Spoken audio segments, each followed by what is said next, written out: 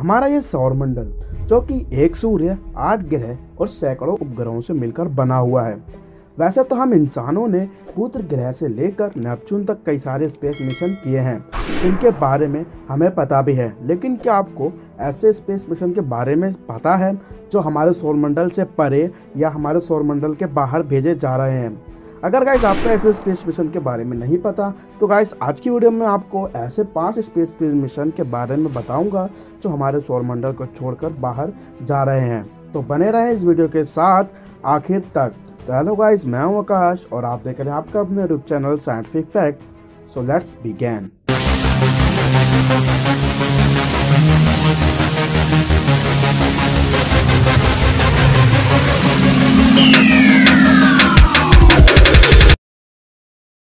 Pioneer 10 spacecraft. Pioneer 10 spacecraft को सन 1972 में launch किया गया था। इसके लॉन्च के एक साल बाद यानी कि सन 1973 में यह स्पेसक्राफ्ट जुपिटर प्लैनेट तक पहुंच गया था। असल में इस स्पेसक्राफ्ट को जुपिटर की पढ़ाई के लिए ही भेजा गया था।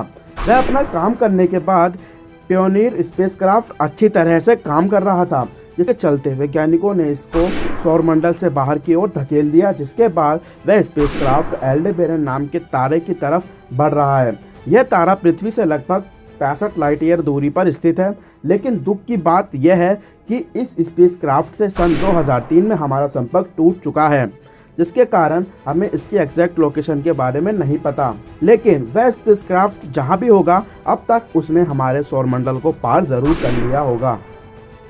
Pioneer 11 spacecraft. पायोनियर 11 अंतरिक्ष यान को सन 1973 में लॉन्च किया गया था सैटर्न की पढ़ाई के लिए।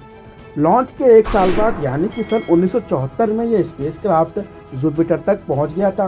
जुपिटर के बाद फिर यह स्पेसक्राफ्ट सन 1979 में शनि ग्रह तक पहुंच गया, जिसके बाद इस स्पेसक्राफ्ट ने शनि ग्रह की पढ़ाई करके हमें कई सारी उसके बारे में जानकारी दी और फिर निकल पड़ा सौरमंडल से बाहर की ओर। लेकिन सौरमंडल की सीमा पार करने से पहले ही सन 1985 में हमारा संपर्क इस अंतरिक्ष यान से टूट गया, जिसकी वजह से हमें इसकी एग्जैक्ट लोकेशन के बारे में नहीं पता कि वह कहाँ है। लेकिन अब तक तो यह स्पेसक्राफ्ट हमारे सौरमंडल की सीमा को पार कर चुका होगा और आज से लगभग 40 लाख साल बाद यह अंतरिक्ष यान एक्यूला तारामंडल की ओर से होकर गुजरेगा। Voyager 2 spacecraft. वॉयेजर 2 स्पेसक्राफ्ट को अगस्त 1977 को लॉन्च किया गया था। लॉन्च के 2 साल बाद यानी कि सन 1979 में यह स्पेसक्राफ्ट जुपिटर तक पहुंच गया। फिर इसके बाद सन 1981 में इसने शनि के दर्शन किए और फिर उसके बाद सन 1986 में यूरेनस और सन 1989 में नेपच्यून तक पहुंच गया था और अपना मिशन पूरा किया और फिर निकल पड़ा सौरमंडल से बाहर जाने की रास्ते पर। और फिर वहाँ से उसने कई सारी जानकारियाँ इकट्ठी करके हम लोगों को पहुँचाई और अब यह स्पेसक्राफ्ट हमारे सौरमंडल से बाहर जा चुका है। Voyager 1 spacecraft. वॉयेजर 1 स्पेसक्राफ्ट को सन 1977 में लॉन्च किया गया था और अपने लॉन्च के 2 साल बाद यानी कि सन 1979 में यह स्पेसक्राफ्ट जुपिटर तक पहुँच गया था और फिर सन 1980 में यह स्पेसक्राफ्ट शनि तक पहुंच गया और इसके उपग्रह पैटर्न पर भी इसने चक्कर लगाए। और खुशी की बात तो यह है कि 25 अगस्त 2012 को यह स्पेसक्राफ्ट हमारे सोलर सिस्टम को पार कर चुका है और इंटरस्टेलर स्पेस में दाखिल हो चुका है और हमारा संपर्क अभी भी इस स्पेसक्राफ्ट से जुड़ा हुआ है, जिसकी वजह से यह स्पेसक्राफ्ट आज से 40,000 साल बाद हमसे दूर 7.6 लाइट ईयर दूर AC+79388 तारे के नज़दीक से होकर गुजरेगा।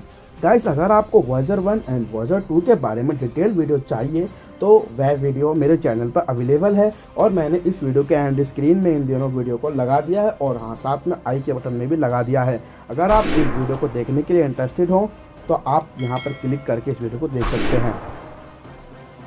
New horizon spacecraft. इस स्पेसक्राफ्ट के बारे में ज़्यादा कुछ तो नहीं पता मुझे, लेकिन जो मुझे पता है वह मैं आपको बता देता हूँ। इस स्पेसक्राफ्ट को सन 2006 में लॉन्च किया गया था, जो कि सन 2007 में जुपिटर तक पहुंच गया। इसके बाद यह 14 जुलाई 2015 को प्लूटो तक पहुंच गया था। इस वर्तमान समय में यह अंतरिक्ष यान क्यूपर बेल्ट के क्षेत्र की ओर बढ़ रहा है, जहां पर लाखों की संख्या में धूमकेतु पाए जाते हैं और यह स्पेसक्राफ्ट सौरमंडल की सीमा को पार करने वाले रास्ते पर निकल पड़ा है। तो दोस्तों, यह था हमारा आज का वीडियो। मुझे उम्मीद है आपको मेरा ये वीडियो पसंद ज़रूर आया होगा। तो जल्दी से फटाफट से इस वीडियो को लाइक कर दीजिए और हाँ, अगर आप मेरे चैनल पर नए हो तो इस चैनल को सब्सक्राइब कर लीजिए और बेल आइकन को भी दबा लीजिए और मुझे कमेंट करके ज़रूर बताएं कि आपको कौन सा स्पेसक्राफ्ट अच्छा लगा। तो गाइस, आज के लिए बस इतना ही। मिलते हैं एक और नए वीडियो में नए टॉपिक के साथ। तब तक के लिए गुड बाय।